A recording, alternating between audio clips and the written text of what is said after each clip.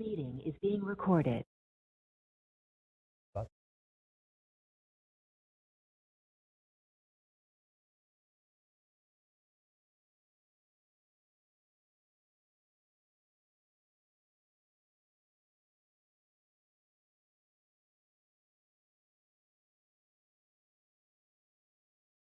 Okay. So thank you for joining today. Today we have, as I mentioned, a session for our Silicon Valley Technical Vitality Council technical talk. And so thrilled today that we're going to have a session on NLP tech extensions for Panda and Ray for Python workloads by Fred Rice from Almaden Research. First, I wanted to mention that this is being hosted by the Academy of Technology. And just to let folks know, because I know we have some also external callers outside of IBM. So the Academy of Technology is a group of IBM problem solvers globally throughout the world. They get together and look at the problems that are happening in the world and come together and find innovative ways to solve that. We are an affiliate of the Academy of Technology here in Silicon Valley, and our mission is to help bring awareness of the Academy, help with career progression, help with community outreach, and give talks such as these, and also work with new hires to get them involved with community activities as well. So with that, next, in terms of innovation, because it's very key to IBM and all that we do, just to give an example of a few areas where IBM does things that are innovative. For our onboarding of new hires in different groups in development, we have different onboarding programs. For example, one is Jumpstart that we have throughout the United States. So that's a 2-year onboarding program for our development environment where they create cohorts across those 2 years and do different things, learn about design thinking, learn about problem solving, business challenges, work with get to know their technical leaders and executives. So it's a really fantastic onboarding program that they do in addition to their real work as they get started at IBM. We also have very strong in patenting. IBM has been a leader in patents for many decades. And so we have many groups within IBM that are focused on helping people develop innovative solutions to drive patents, also help with career progression there. We have HyperBlue, started last year. HyperBlue is a sort of a startup mentality where you could bring your ideas to a group of executives where they act like the Shark Tank and decide whether they will fund your ideas. And with that, you'll get some time to develop kind of an internal startup within IBM. So there was 7 projects that were funded last year, and they're going to have the second series of rounds this year as well. So that's very cool. And then the last thing is about open source. So IBM is very key in open source, and especially here in the Silicon Valley. And so there's a lot of promotion of people working in open source and promoting ideas, things into open source, and helping with career progression. And there's a lot of internal talks and talks. And so another series for next month, we're planning to get an external speaker as well for this series. And so with that, I will not take any more time, and I would like to introduce Fred Rice. So Fred is a principal research staff member at IBM Research. So he got his PhD at Berkeley in 2006, and then right afterwards joined IBM. And he's also a member of CODATE, which is the Center for Open Source Data and AI Technologies. So with that, thank you very much, Fred, and it's you. And welcome to everyone online. I saw a whole bunch of people joining during that introduction. Obviously, the people joining know when these talks really start. So there we go. So hello, everyone. I'm Fred. Thank you for the introduction, Ceci. As Ceci mentioned, I work for IBM Research and also for our CODATE Center. So I'm 5 miles up the road or 45 miles up the road, depending on which hat I'm wearing. And for this talk, I'll be kind of wearing both hats. I joined IBM in 2006. out of graduate school, and since then have been a member of IBM Research, for all that time. And I've worked on a number of things in my role as a research staff member, but one topic that has come up over and over again has been natural language processing, an area which has changed quite a bit over the last 15 years. We use vastly different models now today to solve somewhat different problems. But even though there's been a lot of change in natural language processing, there is one aspect of the field as it is practiced that really has remained the same, which is that in natural language processing, the easy things are hard. The hard things are easy, but the easy things are hard. Now, what do I mean by that? Let's take a concrete example here. That of finding facts about people from text, a very common application of natural language processing in enterprise settings. Facts like, Joe is the author of this document, or this other document is expressing a positive sentiment about Amy, or this third document says that Lois traveled to California. For all these kinds of useful facts about people that you can get out of text, there are multiple ways to extract that, but one of the most common ways to find facts about people in text is to combine two different models. Take a model that finds people, where people occur in the text, take another model that extracts various facts, and then find out where those two models intersect, and there's your facts about people. We can make this a little more concrete with an even more concrete version of this general problem. But before we get there, let's talk about what of these three steps in this three-step process are hard versus easy. If you look at all the different ways that you could talk about finding mentions of people in the document, depending on whether they're mentioned by name or using a pronoun or mentioned indirectly, you'll have different hard NLP problems that you need to solve to build a model that can find where the document mentions people. Likewise, the kinds of facts that you want to find out, structure identification to see if someone is an author of the document, or sentiment analysis to see if the document is positive or negative about someone. Those are all also hard problems for which many people have dedicated many years of study. The third part, matching facts about people, that's easy. You have two models, you want to find out where they point to the same place in the document. But in NLP, the easy things are hard. Now let's make this a little bit more concrete with a specific example of extracting useful facts about people from text. In this case, the fact that I'm trying to extract is that someone is a key decision maker in a corporation, an executive. And one of the ways that you can find that information about someone is by looking through a pile of corporate press releases to see places where the press release quotes somebody by name. Because if someone is quoted by name in a corporate press release, chances are that means that, well, that person is authorized to speak on behalf of their employer and is therefore some kind of very important person. So we're looking for this pattern where someone is quoted by name. In other words, somebody said something, and that someone is actually mentioned as their full name. And we can extract this pattern by combining two models with that three-step process that I talked about. First, we have a model that finds mentions of people by their full name.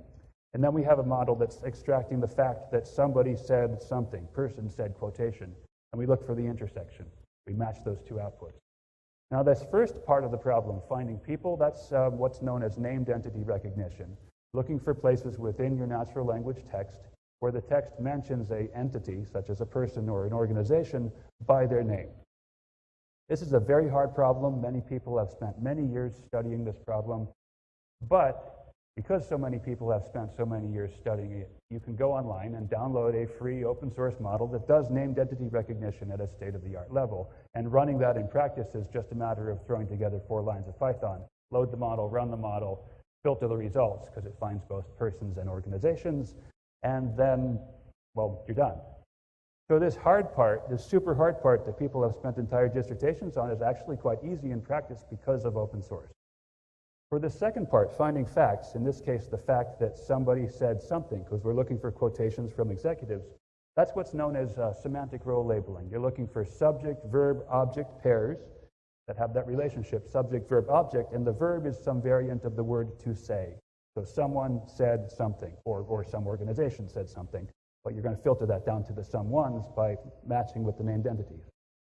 Well, semantic role labeling is an even harder problem than named entity recognition, and there aren't really very good open source implementations of this type of model, at least that are easy to deploy, but there are many commercial implementations. And in this example, I'm using IBM Watson Natural Language Understanding to do semantic role labeling and then filtering down to the instances of subject, verb, object, where the verb is to say.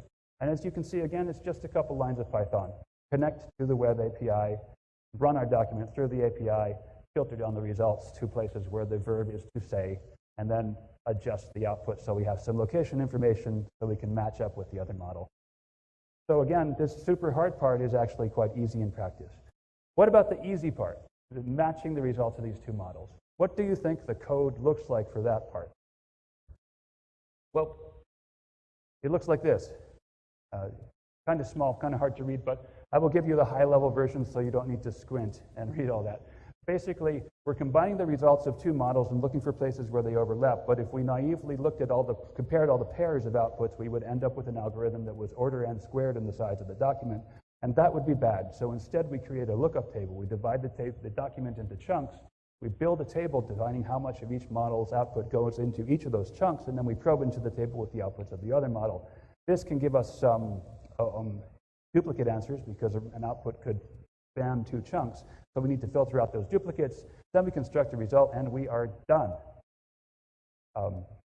So yeah, in NLP, the easy stuff is hard.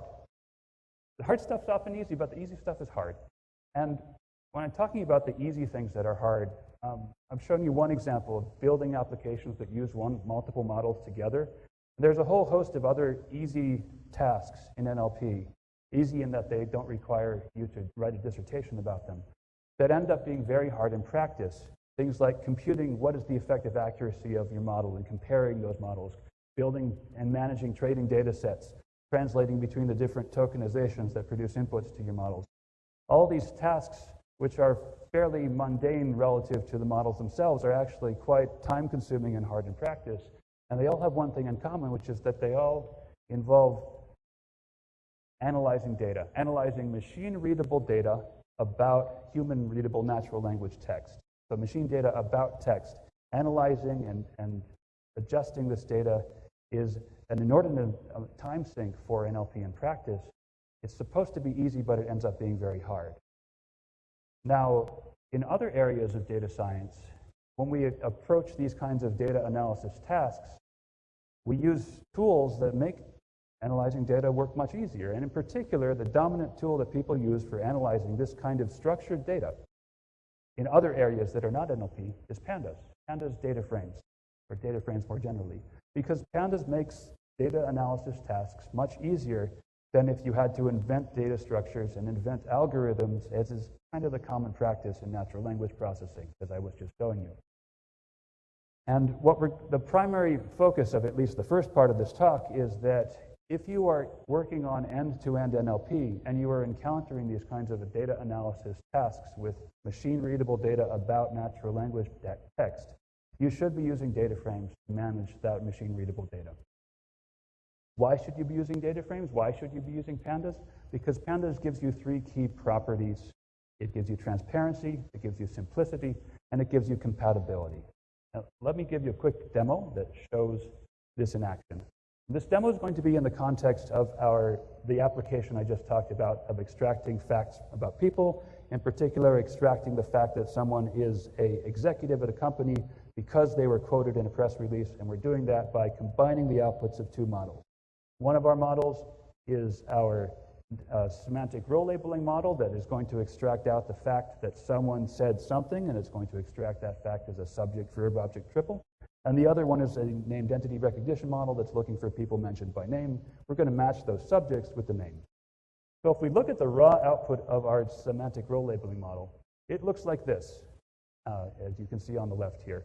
And if you look at that, probably the first thing that jumps out at you is, yes, that's JSON data. And the first line introduces 1, 2, 3, 4 levels of indirection. And to visualize this data, this single model output, you kind of have to imagine a bunch of trees in your head. So yeah, That's kind of what NLP practitioners deal with on a regular basis with these custom data structures to represent the outputs of models. Here's what it looks like if the output of the model is in a data frame. It's a table. It's much easier to understand because you can see at a glance that there are two rows. Each row is one output of the model. Each row has multiple columns. Each column represents an attribute of the model's output. The folks in the audience able to read the things on the screen, or do I need to make it bigger? Okay, looking good. And so this is what I call transparency. If you have your data in a data frame, because of the inherent tabular structure and the visualizations that are built on top of that, it's much easier to understand what is in your data and to see things about your data. Now, we can also do this with the output of our other model, our named entity recognition model. Again, the output of that model is a bunch of JSON, but if you convert it to a data frame, it's a nice friendly table, and you can see at a glance what's going on there. Now, remember, our task is to find places where the person mention overlaps with the subject of the subject-verb-object triple. And the way that we had to do that on my PowerPoint version was we had to invent an algorithm to combine these two data structures. Here's that algorithm again. And if I run it, it actually does produce the right answer, more JSON data. But that was quite a bit of work to do that. This is what it looks like if you're doing this task with pandas.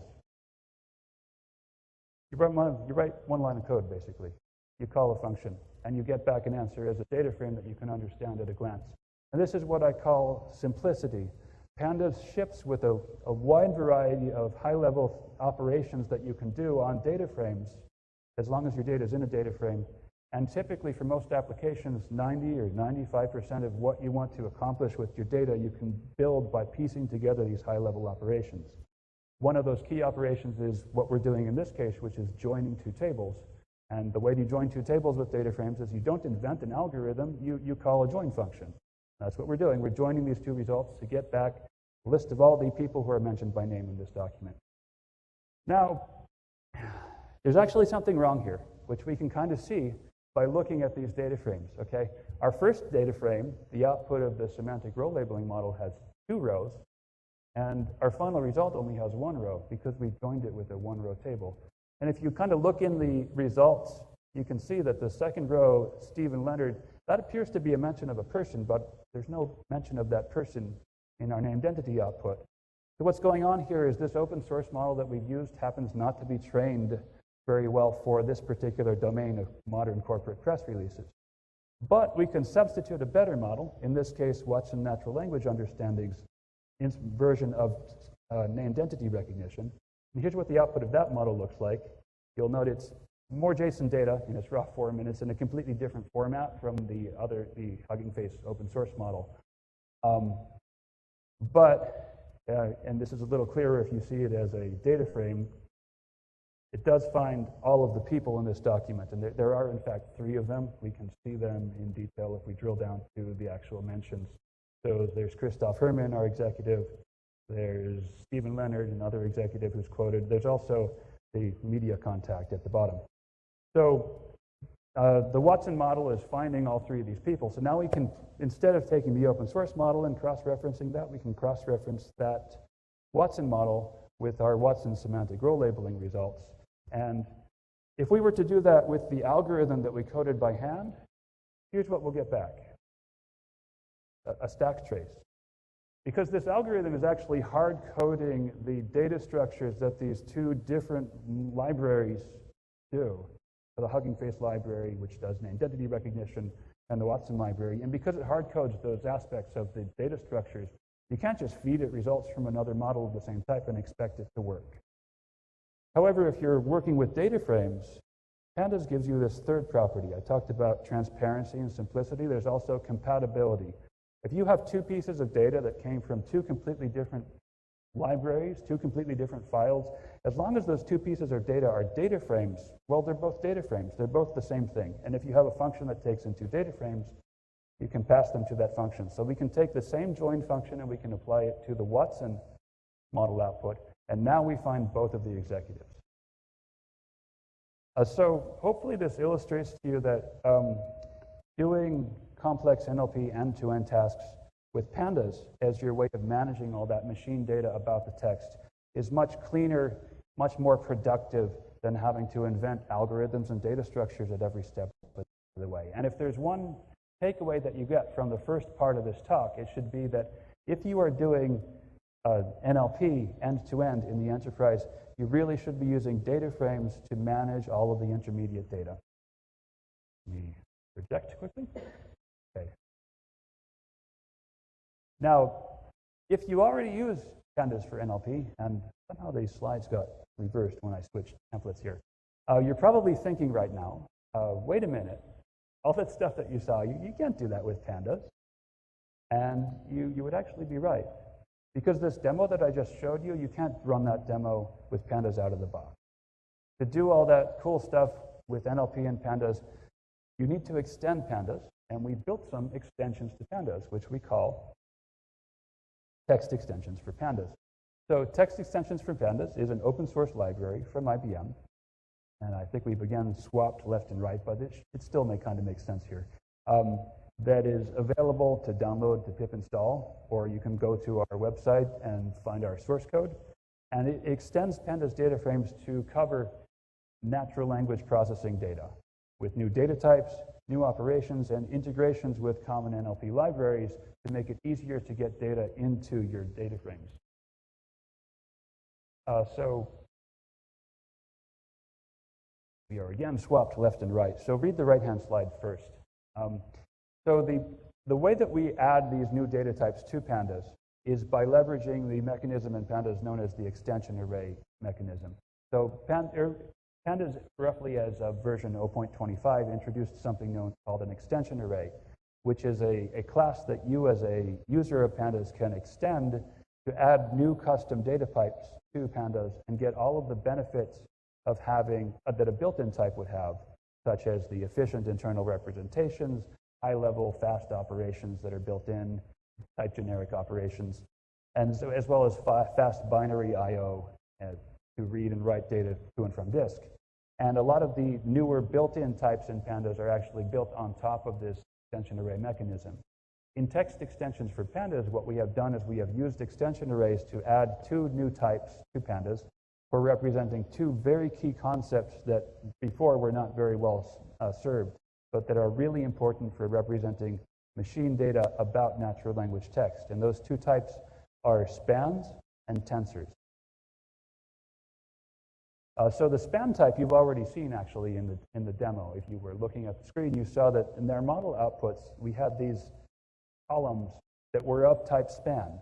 And a span internally is stored in our extensions of Pandas DataFrames as a extension array object that is backed by two NumPy arrays of begin and end offsets into the document, because a span is just a region within your document's text.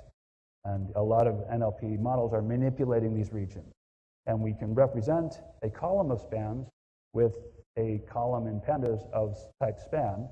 And then internally, it's stored efficiently in NumPy arrays in a dense representation. And we can do a lot of operations over those arrays very efficiently, including transforming them, visualizing them, or writing them out to disk.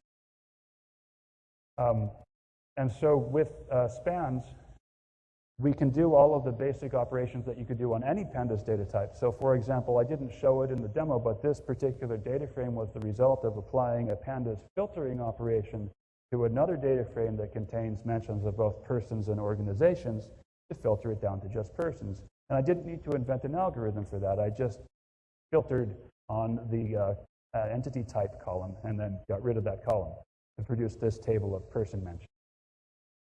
In addition to spans, we also have an extension type for representing tensors. Tensors are another key concept in modern natural language processing. A lot of the newer models operate on both produce, consume, and internally use tensors, which are multi-dimensional arrays of numbers. And with our tensor data type, we can have a Pandas series that is composed entirely of tensors, where each cell is a different tensor. And internally, that entire series is stored as a single dense NumPy array. And this has many applications. In addition to storing models, inputs, and outputs, you can also use it to represent n-grams, sequences of n tokens, which is another very common use in NLP, or even to work on image or time series data that is efficiently represented with tensors. And if we combine together these two extensions, we can build up data frames that express very complex and rich machine-readable properties about the original text in our document. In this example, we have a data frame which holds the outputs of a model that has done syntax analysis, breaking down the document into individual words and extracting information about each word, and is also computing bird embeddings that represent as a dense tensor information about the vicinity of the neighborhood of every token in the document. And we've got that all squeezed into one data frame in a way that you can see it at a glance, and you can manipulate this data for follow-on operations because we're able to store the spans with our span extension type and the tensors with our tensor extension type. We also, in addition to the built-in generic operations that we get for free from Pandas by using Pandas extension types, we also add additional type-specific operations to data frames for doing things like the text-specific join that you saw during the demo. That's an extension of Pandas' built-in join mechanism to be able to join two columns of spans and look for cases where pairs of spans overlap with each other, or those pairs of spans are contained within each other, as opposed to just strict equality, which is what you'll get from Pandas built-in joins. We also have transformations for doing things like transforming from a sequence of tokens that may be tagged with things like is inside a person entity to longer spans that are built up of adjacent tokens. In the case of tensor-specific operations, we can do all of the NumPy universal functions directly on columns of tensor data. So in this example, we're computing a dot product inside a data frame. So we have these extension types and new built-in operations to beyond all the normal built-in operations you get for any type. And we also provide input and output extensions using Pandas built-in facilities for handling efficient input and output for our extension types. So we can read and write tensor data and span data to and from binary files. We also have facilities for producing data frames of spans and tensors directly from the outputs of common NLP libraries. So FACY, Hugging Face transformers, and of course IBM Watson Discovery and IBM Watson Natural Language Understanding. We also have internally a prototype of doing this for Watson Natural Language Processing, which is something that comes with Watson Studio. If you'd like to find out more about that and you work for IBM, you can talk to me afterwards.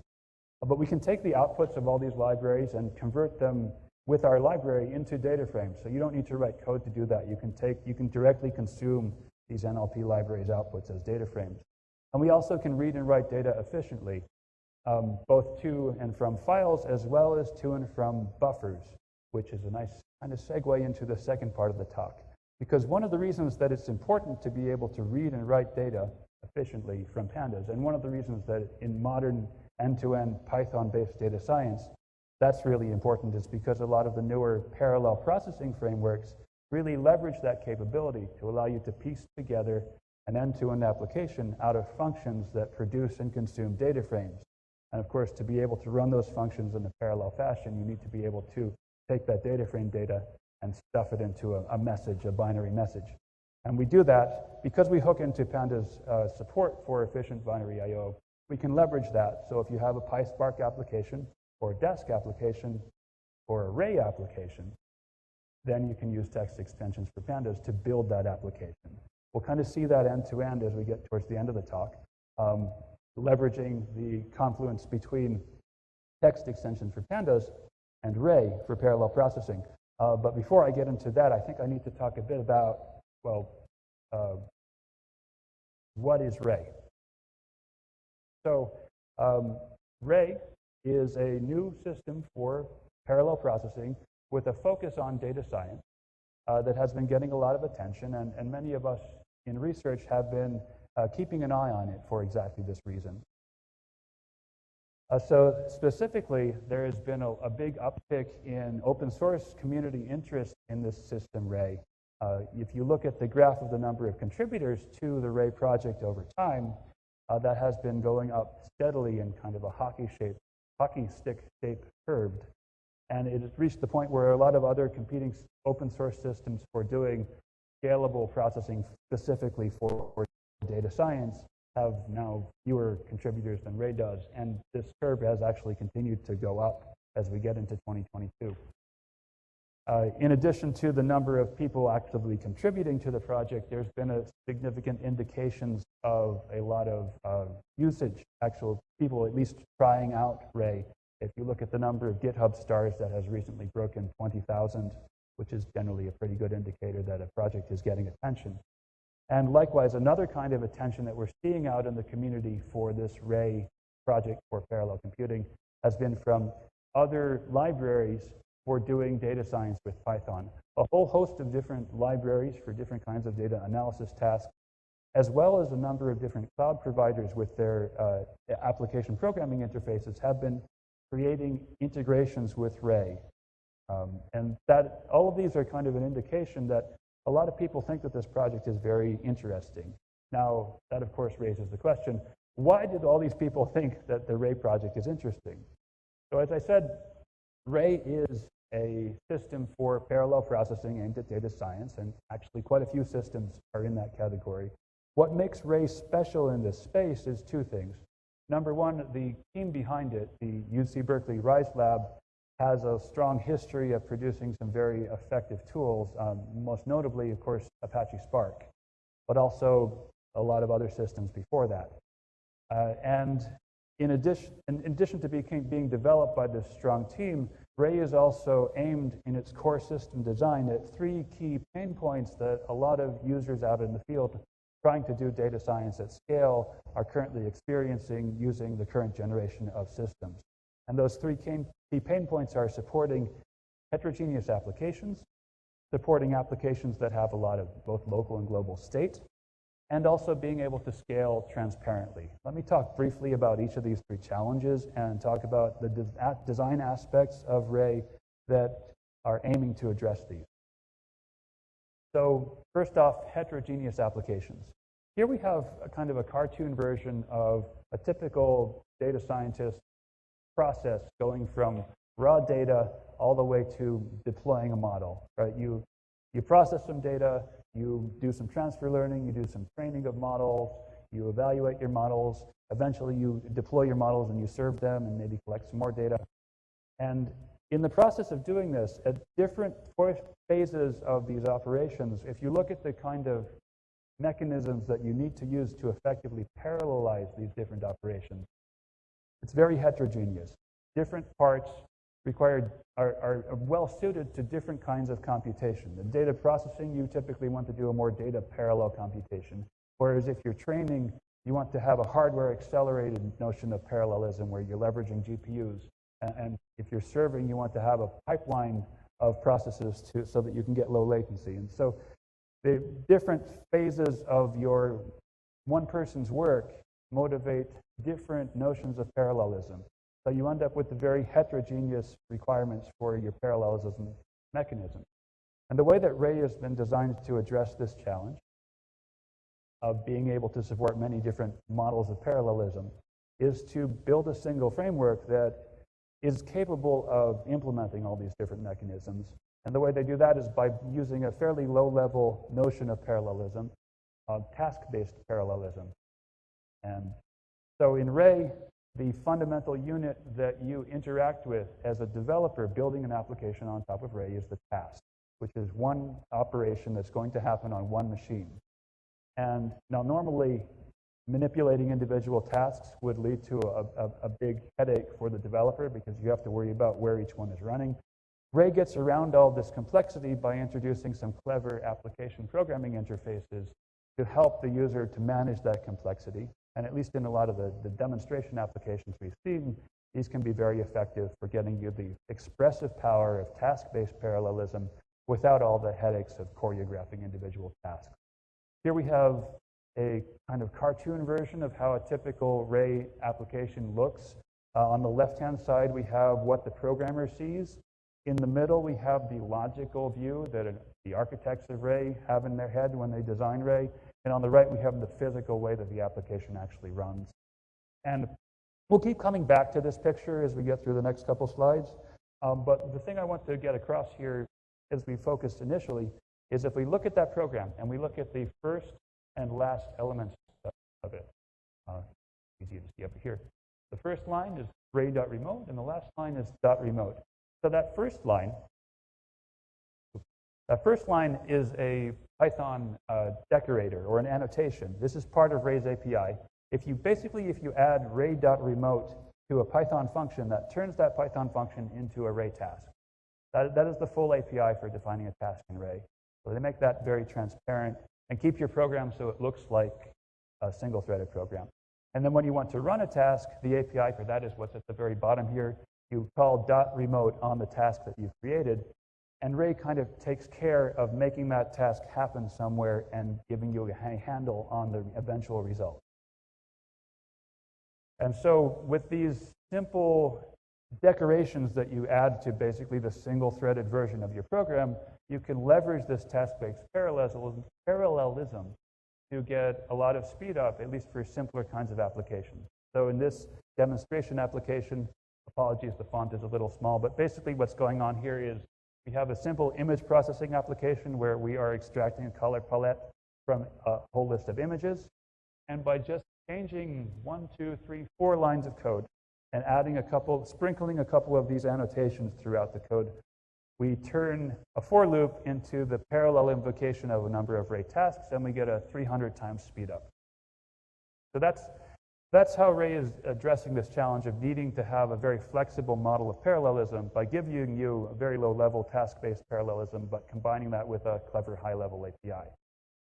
Now, the second challenge that a lot of people have, a lot of practitioners in data science have in leveraging parallelism is the notion of statefulness.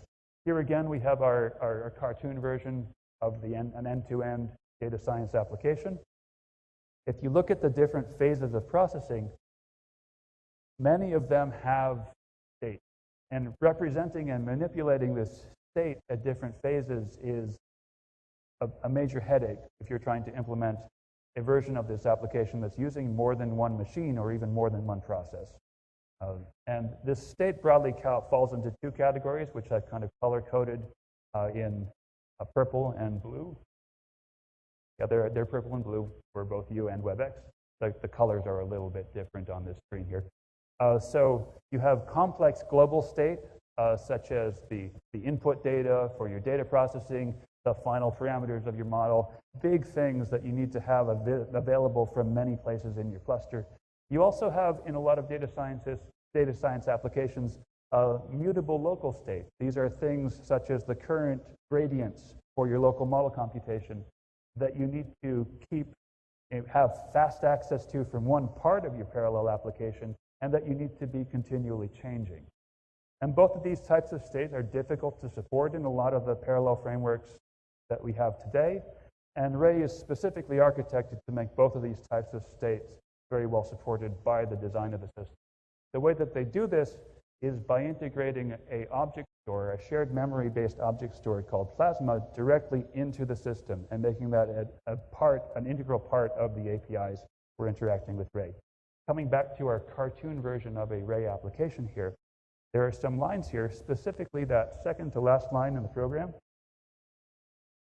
which are interacting with the Plasma object store by way of the Ray APIs. So Ray includes a method called put that will take any serializable Python object and put it into Plasma, so it's in shared memory, and any node on the cluster can either pull it directly out of its shared memory segment if it's local to that part of the cluster, or can quickly copy it to the local segment and access it.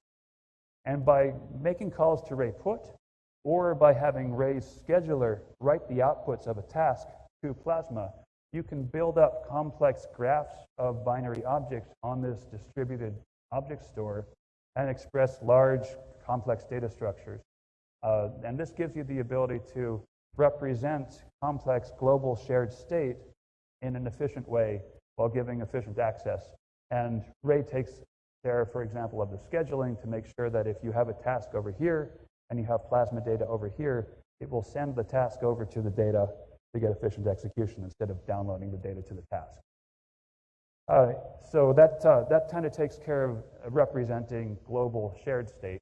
What about local mutable state? For that, Ray introduces the notion of an actor. This is kind of one level above a task, but it's still within the model of task-based parallelism. An actor is a persistent object. In the case of the Python API, is a Python object. And the way that you define it is by just, as with turning a function into a task, you apply ray.remote to a Python class, and that turns it into an actor factory. And by instantiating this actor, by calling remote on the class, you're effectively telling Ray to run an instance of this class in a persistent process. And any state that's attached to that class becomes persistent mutable state that other tasks can interact with by calling the methods of the class. And so this gives you a way to manage a local state that changes rapidly for when your application needs that for things like gradient computation. So we talked about supporting heterogeneous applications and stateful applications through system design. The other aspect that was built into Ray that addresses a major pain point that people see in a lot of parallel processing for data science is the issue of transparent scaling. Here we have our cartoon version of an end-to-end data science application, except I've drawn it somewhat differently here. Before we were doing it kind of like from left to right and following the process that data follows. Here we've drawn it as more of a circle, and we're following the process that a person follows as a data scientist goes through doing her job. If you're a data scientist, you are going to first acquire some data, then analyze the data, then build some models, then deploy the models, then gather some more data from those deployed models, and now you're back to step one. So there's this continuous process. And what practitioners see as they go through this continuous process is that at different stages, they naturally tend to be working at very different scales and on different hardware. You may be doing your initial data analysis on your laptop, and then when the data gets too big for your laptop, you'll move to a server. And then when you want to train a model, you may push that off to a cluster of machines. So you're constantly moving from one scale to another. And one of the major pain points that people have is they really would like to use the same code at every point. So that, of course, requires being able to move the same code from a laptop all the way up to a cluster without major changes. And this is something that Ray was designed from the start to be able to address. And it's in fact the thing that the company that has been spun out by Berkeley behind Ray puts forth as their primary selling point. They literally put it in their name. Their name is AnyScale. The ability to run things at nominally any scale. So the APIs, you'll notice you've taken on the left, you've taken basically a single-threaded program and sprinkled it with ray.remote invocations, and you've told it to run things on the object store. And then that builds up a task graph, and Ray figures out how to execute that task graph. From the user's perspective, you are not mentioning whether you have a laptop or a big server or multiple servers. That is, your code is invariant with scale. And the platform that this runs on, the scheduler, has been designed so unlike a lot of other parallel processing systems, it does work very effectively at laptop scale. It has a small footprint. It works well at 4 or 8 cores. It also has been shown, at least for some applications, to scale quite well up to at least moderate cluster sizes. Again, with basically the same code that you would have for your single-threaded application. So this is a key aspect of Ray, and again, the one that a lot of the commercial practitioners lead with when they discuss what makes it different, that the APIs, first of all, give you an application that looks like the single-threaded application you would run on your laptop. And when you run that, it runs transparently well on your laptop, runs well on one server, and also runs pretty well on a moderate-sized cluster. And you can use the same code anywhere. So to summarize, Ray is a up-and-coming open-source system for parallel processing with an aim towards data science applications. It's been getting a lot of attention, and we in IBM Research have been keeping an eye on it and experimenting with it. And the reason that it's gotten a lot of attention, besides the past history of the team behind it, is that it is designed to address three very key challenges that practitioners experience trying to do parallel processing for data science: the challenges of heterogeneity, state, and transparently scaling from a laptop up to a cluster. So that's Ray. We've talked about Ray. We've talked about text extensions for pandas. Now, in the time that remains, I would like to talk about how these things work together with an end-to-end example application. And the application that I'm going to focus on here is the application that we started out this talk with, that of finding corporate executives by mining that information from press releases, by looking for the pattern that somebody is quoted by name. And we're going to go a little bit beyond what we were doing in the initial demo. In the initial demo, I was just working on one document, and I was just looking for the name of the person. In this end-to-end application, what we actually do is we match that name with a title by doing an additional layer of analysis. And in the 10 minutes that remain, I, of course, don't have time to go through this in full detail. I am going to just give you the high-level version of the overall tutorial. The link is at the bottom of the slide here if you want to drill down on that. And there will be links, important links sprinkled throughout the next couple slides. But the basic flow here is we use text extensions for pandas to define the stages of NLP processing that will combine, in this case, three different models: named entity recognition and semantic role labeling we talked about. There's a third model that we use to map those executive names to their titles by analyzing the sentence structure.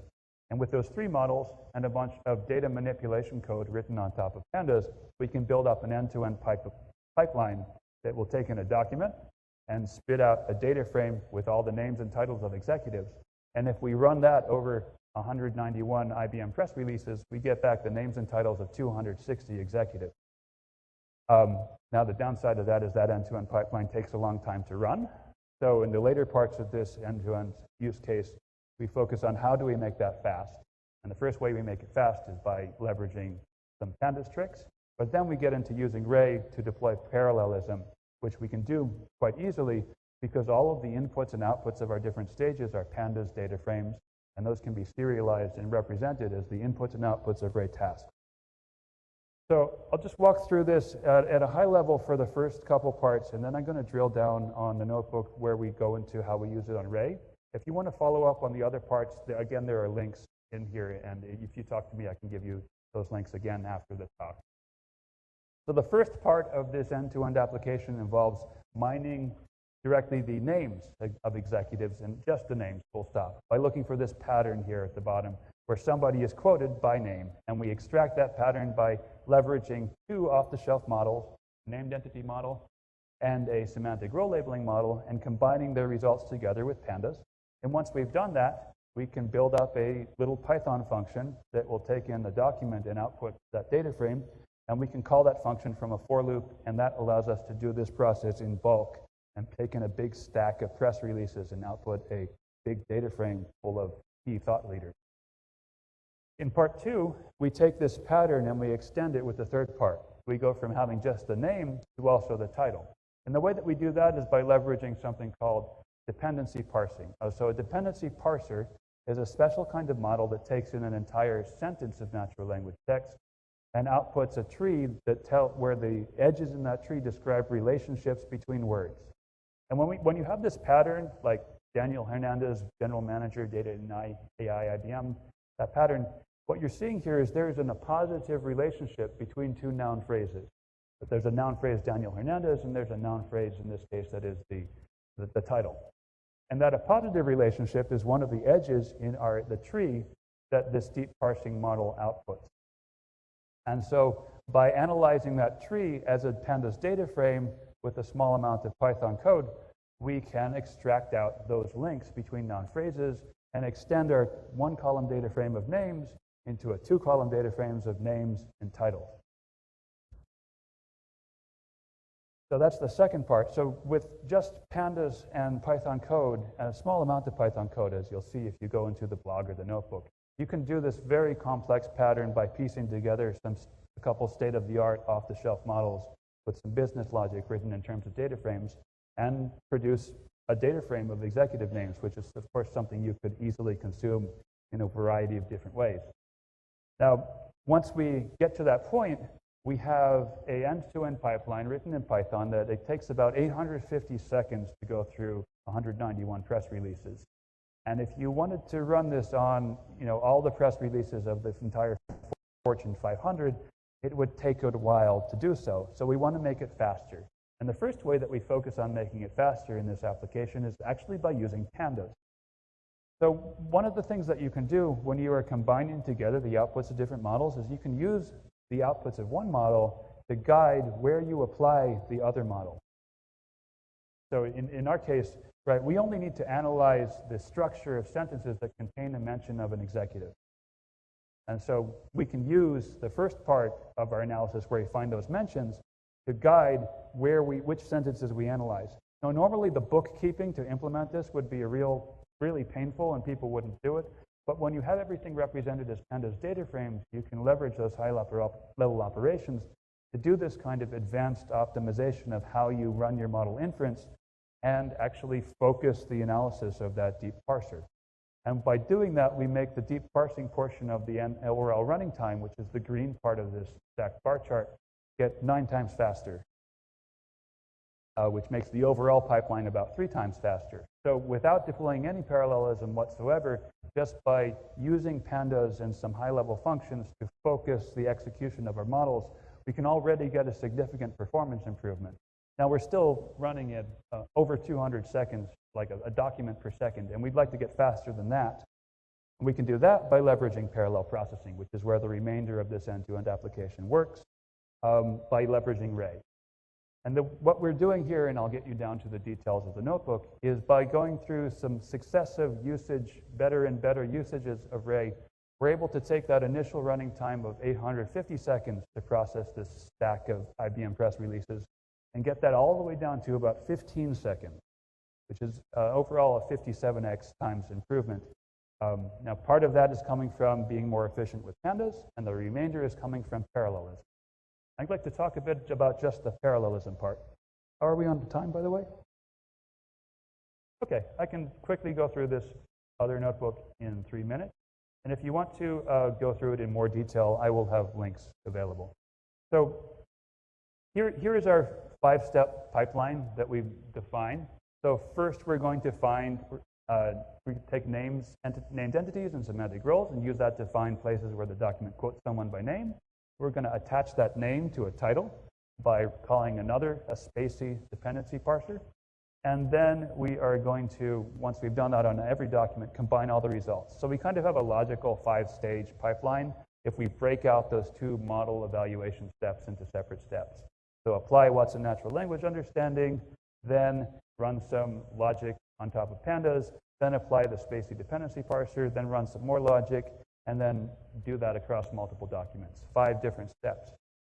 And if we start out and just run this naively, which looks like this, we have a for loop that runs steps 1 through 4, and we just we have a function that runs steps 1 through 4, and we run that function from a for loop to implement that 5th step of combining results. And that takes 18 minutes on my laptop at 850 seconds. Now, if we accelerate that by being clever about our model invocations, we can get that down to about 200 seconds. We're still running fully single-threaded code.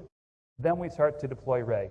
Now, the obvious way to get this application onto Ray is to take this function here that's running steps 1 through 4 and just turn that into a Ray task. And so in this notebook, we do that. And, well, you find out it doesn't actually work. You get back a stack trace. Because one of the details that they don't typically tell you is that in order for something to be transparently turned into a Ray task, everything about it needs to be serializable. And this end-to-end pipeline, where we're running these 2 models, well, both of those models incorporate something that's not serializable. Watson natural language understanding has open sockets in its API, and spacey has lock objects. Neither of those can be serialized. So to be able to turn our function into a Ray task, we need to move the creation of those models inside the function. And that gets us to a point where it does run on Ray, it does run faster, but we have 2 issues. Number 1, you're seeing a lot of request fail messages in the output here, and things are getting retried.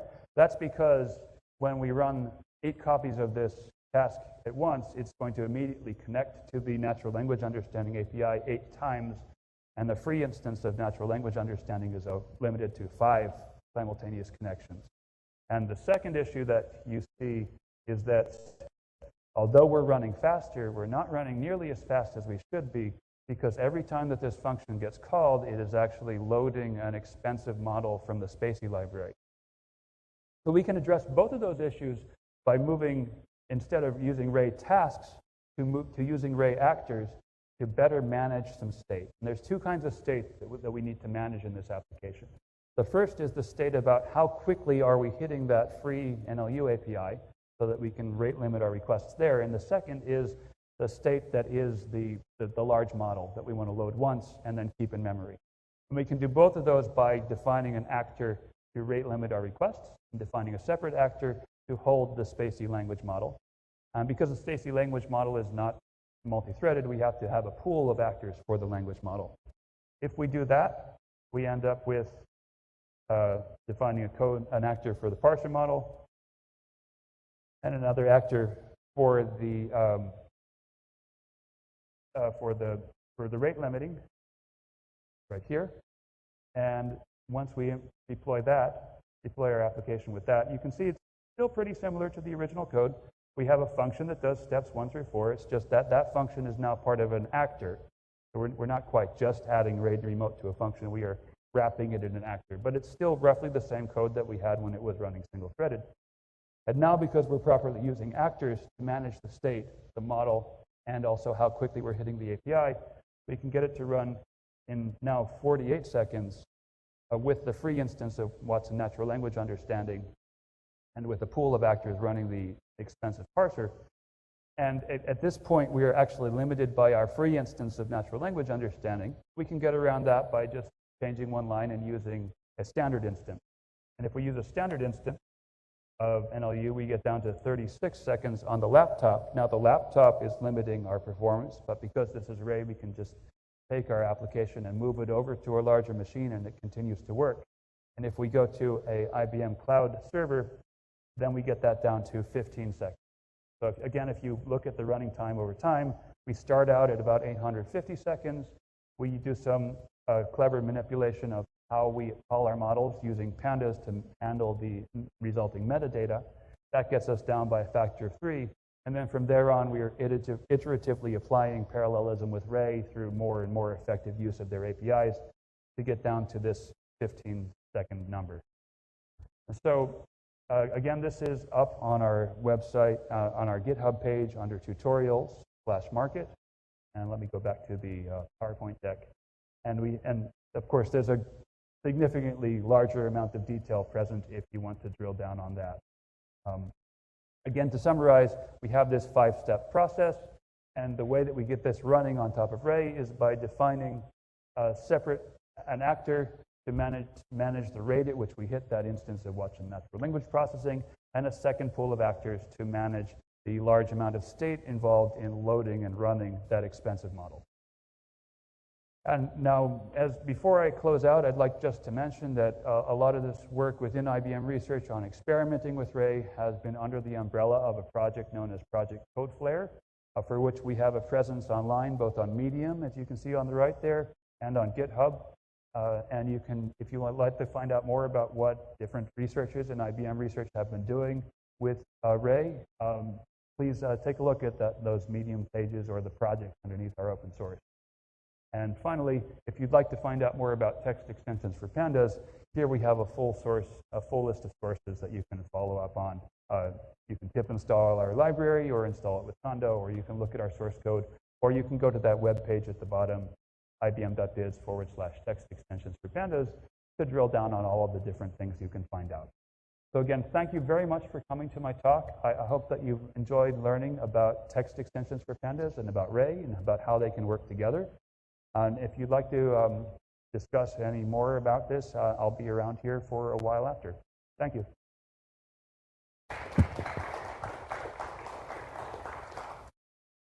Thank you, Fred. There is just one question on the web chat. Okay. Is Ray bound to replace Spark, for example? It is not being positioned that way. The general answer that you get, in particular from official representatives of the Ray community, is that the two systems work very well side by side, and there are some things for which you would want to use Ray and other things for which you would want to use Spark. I don't see any intent to replace Spark from the community. They're very focused on cases where Ray has a particular niche because of its unique design. Thank you. Sure. All right. So I just want to thank Fred very much for coming and Thank you, teaching us about Panda and Ray and the pain points, the value, and putting it together in a real-world application. I think that was fabulous. And so we're thrilled to be able to do that and be able to showcase some of the things that are coming out of IBM research. So thank you, everyone, for attending. I also want to just mention that we will have these monthly, again, technical talks, and stay tuned for the next one. The next one, we plan to have an external speaker, and if possible, we hope to invite non-IBMers on site, having it at one of our IBM offices in San Francisco, if we're going to try to do that. So stay tuned for the next one. So thank you again for everyone, and that concludes our talk for today. For the folks here, we do have a giveaway, and we do have pizza. So please join us